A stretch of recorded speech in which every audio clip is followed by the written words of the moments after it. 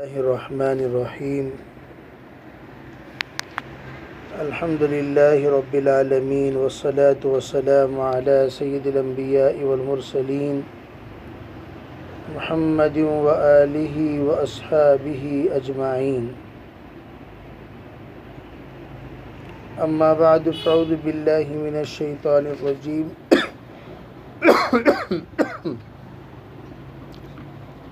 بسم اللہ الرحمن الرحیم ایاک نعبد و ایاک نستعین وقال تعالی وقرن فی بیوتکن ولا تبرجن تبرج الجاہلیۃ الاولی وأقمنا الصلاة وآتينا الزكاة وأطعنا الله ورسوله إنما يريد الله ليذهب عنكم الرجس أهل البيت ويطهركم تطهيرا.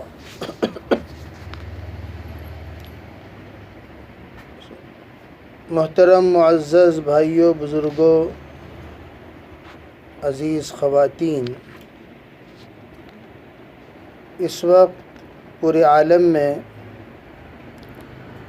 رمضان المبارک میں جو اعمال کیے جا رہے ہیں ان اعمال میں اس بات کا اہتمام کیا جاتا ہے کہ جہاں تک ہو سکے سنت کے مطابق ان اعمال کو انجام دیا جائے، غیر مسنون طریقے سے اجتناب کیا جائے. اس لیے جگہ جگہ تفسیر کی مجلسیں لگائی جاتی ہیں، خصوصاً رمضان مبارک میں تفسیر کا اہتمام کیا جاتا ہے. اور تفسیر کیا ہے؟ قرآن پاک کی آیتوں کی وضاحت. قرآن پاک میں اللہ جل جلالہ امن والہ کا ارشاد اور اس کا منشا اور اس کا مطلب اور اس کا مفہوم اور اس کا مطالبہ بیان کیا جاتا ہے. اور تفسیروں میں بہترین تفسیر، اعلیٰ درجے کی تفسیر القرآن یفسر بعضہ بعضا، قرآن خود قرآن کی تفسیر بیان کرتا ہے. یعنی قرآن کی بعض آیتوں کی تفسیر قرآن کی بعض آیتیں کرتی ہیں. یہ اعلیٰ درجے کی تفسیر ہے. اللہ کا کلام کیا کہنا چاہتا ہے، خود اللہ کے کلام میں اس کی وضاحت موجود ہے.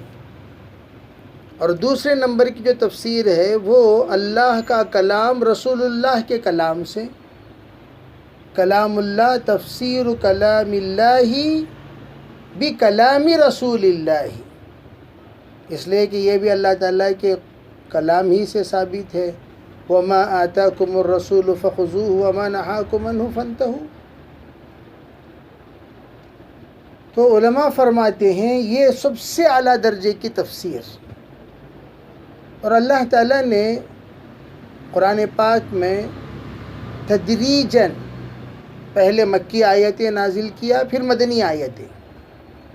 اور مکی آیتوں میں صرف توحید اور رسالت کی ترغیب زیادہ ہے، عبادت کی ترغیب کم ہے، توحید و رسالت کی زیادہ ہے. اس لیے کہ وہاں سب سے زیادہ توحید و رسالت پر محنت کرنے کی ضرورت تھی، اور توحید و رسالت پر محنت کی گئی اور محنت کرائی گئی.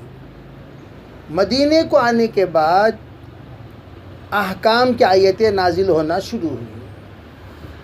اور آپ لوگوں کو یہ بات اچھی طرح معلوم ہونی چاہیے، آپ علیہ الصلاۃ والسلام نے شریعت مطہرہ میں جو بھی حکم بیان کرتے تھے وہ دھیرے دھیرے، ایک دم آپ کبھی کسی حکم کو اس طور پر بیان نہیں کرتے تھے کہ سب کے سب مشقت میں پڑ جائے.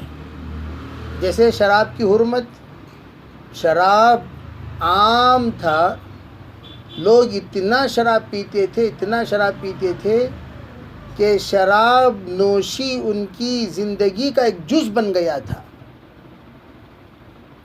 اور جس کے پاس جتنا قدیم شراب وہ اتنا معزز، محترم، مکرم سمجھا جاتا تھا. اور اس پر بریک حضور صلی اللہ علیہ وسلم نے لگائی اور کلام اللہ نے دھیرے دھیرے اس کے اوپر پابندی عائد کی، تو اس کی ایک ترتیب ہے۔ پہلے نماز میں شراب پینے سے روکا گیا، لا تقربوا الصلاة وانتم سکارى۔ پھر اس کے بعد آہستہ آہستہ کلام اللہ میں تدریجاً احکام نازل ہوتے ہوتے قطع نظر تمام تفصیلات کے آخر میں حرمت والی آیت نازل ہو گئی۔ اسی طرح عورتوں کے سلسلے میں جو اصل منشا ہے اس وقت آپ حضرات کے سامنے بیان کا، وہ یہ عورتوں کے سلسلے میں آپ علیہ السلام نے بھی آہستہ آہستہ بریک لگائی۔ جیسے قبرستان کو عورتیں جایا کرتی تھیں اور واویلا کرتی تھیں، روتی تھیں، چلاتی تھیں، ہنگامہ کیا کرتی تھیں، آپ صلی اللہ علیہ وسلم اس کے اوپر روک لگانا چاہ رہے تھے، اس لیے کہ اللہ کا منشا بھی وہی تھا۔ تو حضور نے روک لگایا تو سب کے اوپر روک لگایا، مردوں پر بھی عورتوں پر بھی، اور پھر اس کے بعد عورتوں پر اس روک کو، اس منع کو باقی رکھتے ہوئے مردوں کے لیے جو روک ہے اس روک کو آپ نے کھول دیا۔ آپ نے اجازت دی صرف مردوں کو، چنانچہ آپ نے ارشاد فرمایا کنت نہیتکم عن زیارت القبور، میں تم لوگوں کو قبرستان کی زیارت سے منع کرتا تھا، اب میں تمہیں اجازت دیتا ہوں، تم جاؤ فزورھا، قبرستان میں جا کر زیارت کیا کرو۔ تو جو عورتوں پر منع ہے وہ منع حسب معمول آپ نے باقی رکھتے ہوئے مردوں کے لیے آپ نے اجازت کا دروازہ کھول دیا۔ اسی طرح پہلے اس لیے کہ عورتیں مندر جایا کرتی تھیں، گرجا گھر جایا کرتی تھیں، وہ عورتیں اب مسجد آ رہی ہیں، تو آپ علیہ السلام نے شروع میں ارشاد فرمایا لا تمنعوا اماء اللہ عن المساجد۔ آپ علیہ السلام نے فرمایا کہ تم اپنے اللہ کی بندیوں کو اللہ کے گھر سے مت روکا کرو، ان کو اجازت دے دیا کرو، وہ جائیں مسجدوں میں نماز پڑھیں۔ چنانچہ خواتین آتی تھیں، مسجدوں میں نمازیں پڑھتی تھیں۔ پھر آپ علیہ السلام نے آہستہ آہستہ ان کے اوپر روک لگائی، اس طور پر خوشبو پر پہلے روک لگائی کہ خوشبو لگا کر نہ آیا کریں۔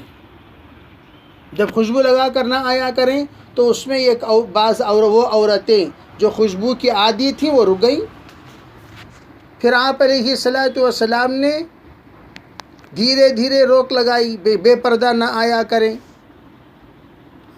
تو جب روک لگاتے تھے ایک ایک جماعت، ایک ایک طبقہ وہ آہستہ آہستہ رک جایا کرتا تھا۔ پھر آپ نے فضیلت بیان کرنا شروع کی۔ فضیلت کیا بیان کی؟ آپ علیہ السلام فضیلت یہ بیان کیے کہ جو نماز عورتیں پڑھتی ہیں مسجدوں میں وہ نماز بہتر ہے کس سے؟ وہ نماز سے بہتر ہے وہ نماز جو گھروں میں پڑھی جاتی ہے۔ صلاۃ المرأة فی بیتہا خیر من صلاتها فی المسجد او کما قال علیہ السلام۔ تو آپ نے فضیلت بیان کی، صلاۃ المرأة فی بیتہا خیر من صلاتها فی حجرتہا۔ کیا مطلب؟ ایک ہے بیت کہتے ہیں رات گزارنے کی جگہ، رات گزارنے کی جگہ اندر ہوتی ہیں، تو رات گزارنے کی جگہ سے بہتر وہ رات گزارنے کی جگہ میں جہاں جو نماز پڑھی جاتی ہے وہ نماز بہتر ہے اس نماز سے جو گھر کے سامنے کے حصے میں پڑھی جاتی ہے، کمرے میں پڑھی جاتی ہے۔ پھر اندر جو نماز پڑھی جاتی ہے وہ نماز بہتر ہے اس نماز سے جو مسجد کی جو گھر کے صحن میں پڑھی جاتی ہے۔ یعنی عورتوں کے سلسلے میں آپ نے فضیلت، جتنی اندر عورت نماز پڑھے گی اتنی زیادہ فضیلت آپ نے بیان فرمائی۔ اسی طرح اعتکاف کا مسئلہ، جب نماز کی اجازت تھی تو آپ علیہ السلام کے ساتھ خواتین اعتکاف کیا کرتی تھی۔ جب نماز کی اجازت تھی اس وقت میں آپ علیہ السلام کے ساتھ خواتین اعتکاف کیا کرتی تھی، اور آپ نے خاموشی سے اجازت دے دی، چلو بھائی یہاں تک کہ ان عورتوں کو بھی آپ نے اجازت دی جو عورتیں مستحاضہ تھیں، ان کو بھی آپ نے اجازت دے دی، چلو تم بھی بیٹھ جایا کرو، اور اس کے لیے مستقل ایک برتن کا انتظام کیا جاتا تھا وغیرہ وغیرہ۔ تو عورتیں الگ الگ خیمہ لگایا کرتی تھیں اور لگا کر اعتکاف کرتی تھیں، ازواج مطہرات اعتکاف کرتی تھیں۔ لیکن اس کے بعد آپ علیہ الصلاۃ والسلام کو جس وقت یہ چیزوں میں اضافہ پسند نہیں آیا، جیسے عام طور پر جب کوئی عمل خواتین کو اچھا لگتا ہے تو وہ عمل میں خواتین آگے بڑھنے لگتی ہیں، تو انہوں نے کیا کیا، خواتین زیادہ سے زیادہ اعتکاف میں آنا شروع ہو گئیں اور بہت زیادہ خیمے لگنے لگے، جس کو بخاری شریف میں نقل کیا گیا ہے۔ جب خیمے لگنے لگے تو آپ علیہ الصلاۃ والسلام کو ذرا وہ عمل پسند نہیں آیا۔ جیسے دیکھیے عائشہ فرماتی ہیں ان النبی صلی اللہ علیہ وسلم اراد ان يعتكف فلما انصرف الى المكان الذي اراد ان يعتكف، جب آپ علیہ الصلاۃ والسلام نے ارادہ کیا اعتکاف کرنے کا، جب آپ اس جگہ پر پہنچے جہاں پر آپ اعتکاف کیا کرتے ہیں، تو وہاں آپ کیا دیکھتے ہیں کہ اذا اخبیۃ خباء عائشہ و خباء حفصہ و خباء زینب، وہاں آپ یہ دیکھ رہے ہیں کہ آپ علیہ السلام اعتکاف کے لیے گئے تو وہاں خیمے لگی ہوئی ہیں، حضرت عائشہ کا خیمہ لگا ہوا ہے مسجد کے اندر، حضرت حفصہ بھی آ کر خیمہ پڑاؤ ڈال دیے، حضرت زینب بھی ڈال دیے، اور بھی خواتین، جب 1 2 3 ڈالے ہیں تو اور 3 4 4 5 6 بھی آئیں گی۔ تو آپ علیہ الصلاۃ والسلام کو ان کا یہ کہ آپ مسجد میں آ کر خیمہ ڈالنا آپ کو پسند نہیں آیا، چنانچہ آپ کا انداز گفتگو دیکھیے، فقال، آپ نے یہ پوچھا کہ البر تقولون بہن، کیا تم لوگ کہ یہ نیکی، بعض روایتوں میں ہے آپ نے فرمایا کہ کیا نیکیاں وہ ہیں جو تم کر رہی ہو، جو تم کہہ رہی ہو، جو تم کر رہی ہو، کیا نیکیاں یہ ہیں؟ آپ کے چہرے پر ناراضگی کا اثر تھا، تو جس کی وجہ سے آپ علیہ السلام فوراً واپس لوٹ گئے، حالانکہ اعتکاف کے لیے آپ 20ویں رات کو تشریف لائے تھے مسجد نبوی۔ جب آپ نے دیکھا کہ ان کے حرکتیں کہ مستورات آ کر پڑاؤ ڈال چکی ہیں مسجد میں، آپ علیہ الصلاۃ والسلام کو یہ اتنی ناگواری ہوئی، آپ نے یوں کہا کیا یہ کام جو کر رہے ہو یہی نیکی ہے؟ یعنی بھئی اس کے علاوہ کیا دوسری نیکی نہیں؟ تم لوگ آ کر پڑاؤ ڈالنا شروع کر دیے۔ یہ کہہ کر آپ واپس چلے گئے، اعتکاف آپ نے نہیں کیا، اعتکاف ترک کر دیے۔ فلم یعتکف، حتیٰ یہاں تک کہ آپ علیہ السلام پورا رمضان گزار دیے بغیر اعتکاف کے، حالانکہ آپ پابندی کے ساتھ اعتکاف کرتے تھے، لیکن عورتوں کی، مستورات کی، ازواج مطہرات کی یہ فعل جو آپ علیہ السلام کی اجازت کے بغیر، آپ کے منشے کے بغیر جو پڑاؤ، جو خیمہ زنی جو مسجد نبوی میں ہوئی، اس پر آپ اتنا ناراض ہوئے، آپ واپس چلے گئے، اور اس آپ نے جو نیت باندھ لی تھی، آپ نے جو ارادہ کر لیا تھا، آپ نے جو نظر کر لیا تھا باقاعدہ کہ میں تو آخری عشرے کا اعتکاف کروں گا ہی ہر حال میں، لیکن آپ نے ان ازواج مطہرات کو سبق سکھانے کے لیے اور ان کو مسجد سے ہٹانے کے لیے جو آپ نے اعتکاف چھوڑ کر باہر نکلے، اور اس کا قضا آپ نے شوال میں کیا ہے، حتی اعتکف 10 من شوال۔ یہ امام بخاری رحمۃ اللہ علیہ 4-5 جگہ پر اس روایت کو نقل کرتے ہیں۔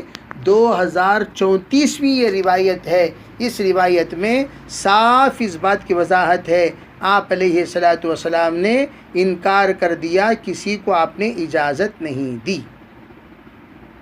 تو اس سے یہ بات صاف طور پر واضح ہو رہی ہے کہ آپ علیہ الصلاۃ والسلام کا منشا گھروں میں اعتکاف کرنے کا ہی تھا، اس لیے کہ آیت نازل ہو چکی تھی، وہ آیت جو میں نے آپ حضرات کے سامنے شروع خطبے میں پڑھی، وَقَرْنَ فِي بُيُوتِكُنَّ، آیت نازل ہو چکی تھی کہ تم اپنے گھروں میں رہیو، اے خواتین تم اپنے گھروں میں رہو، یعنی جو بھی تمہیں کرنا ہے گھروں میں کرو، نماز پڑھنا گھروں میں کرو، گھر میں تمہارا قیام ہونا، یہ تو نص قطعی ہے، قرآن پاک کی آیت ہے، اور سورہ احزاب کی 33ویں آیت ہے، 30/3، اور اس میں آگے کیا کہا، وَلَا تَبَرَّجْنَ تَبَرُّجَ الْجَاهِلِيَّةِ الْأُولَى، جیسے پہلے زمانے جاہلیت میں تم برسر عام گھوما کرتی تھی، بے پردہ گھوما کرتی تھی، باہر گھر سے باہر نکلا کرتی تھی، کبھی آ گئیں ادھر کو کبھی ادھر کو، کبھی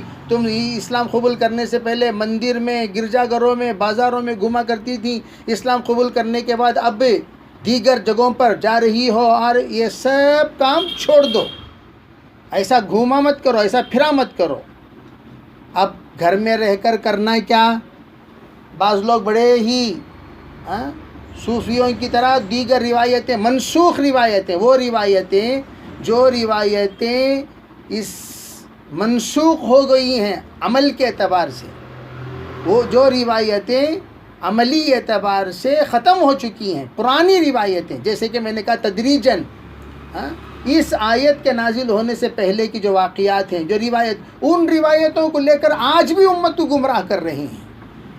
امت کا ایک بڑا طبقہ، خصوصاً غیر مقلدین کا اتنا بڑا طبقہ ہے جو امت کو گمراہ کر رہا ہے، حالانکہ قرآن کیا کہہ رہا ہے، صاف وضاحت کے ساتھ آپ سمجھیں اس بات کو، وَأَقِمْنَ الصَّلَاةَ وَآتِينَ الزَّكَاةَ، تم گھر میں رہ کر نماز قائم کرو۔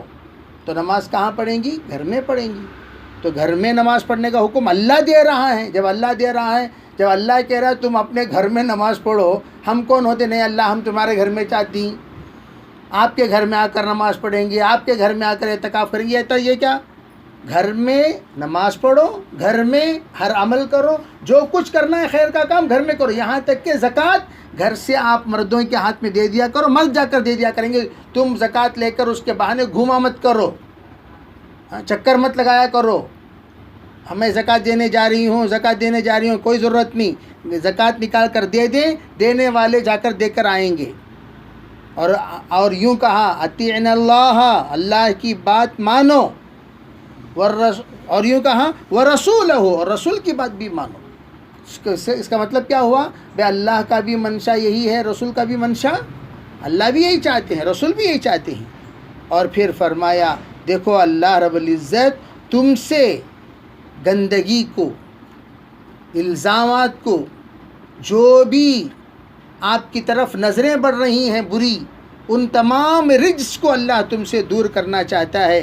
اے نبی کے گھر والوں، تو بتایا چلا نبی کے گھر والوں کو وقرن فی بیوتکن حکم جب دے رہا ہے، بدرجہ اولا دیگر تمام بیویوں کو بھی گھر میں رہنا چاہیے۔ تو مسجد میں جو خیمہ ڈالی ہوئی تھی ان کے لیے بھی اللہ کے رسول کا منشا یہ تھا کہ وقرن فی بیوتکن، اے نبی کے گھر والوں۔ تو یہ حضرت عائشہ، حضرت حفصہ، حضرت زینب جو مسجد میں خیمہ ڈالی تھی اس کی صاف یہاں وضاحت مل رہی ہے۔